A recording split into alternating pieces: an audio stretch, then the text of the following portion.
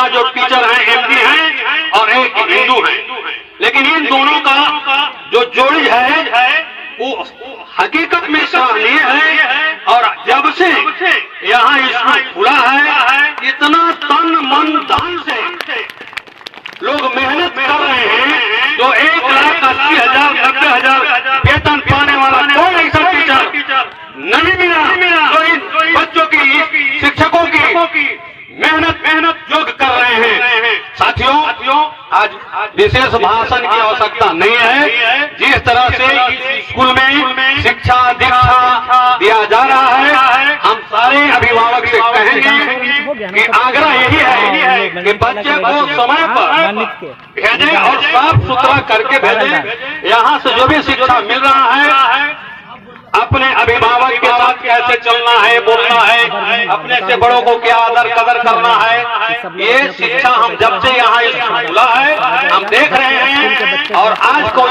नई बात नहीं है। मैं भी पढ़ा हूँ, उस समय पढ़ा हूँ जिस समय शिवप्रसाद सिंह हेडमास्टर हुआ करते थे। वो भी एक हेडमास्टर थे। 5 मिनट अगर कोई बच्चा लेट आता था तो उसको आधा घंटा का दंड दिया जाता था, लेकिन आज यहाँ 2 घंटा कोई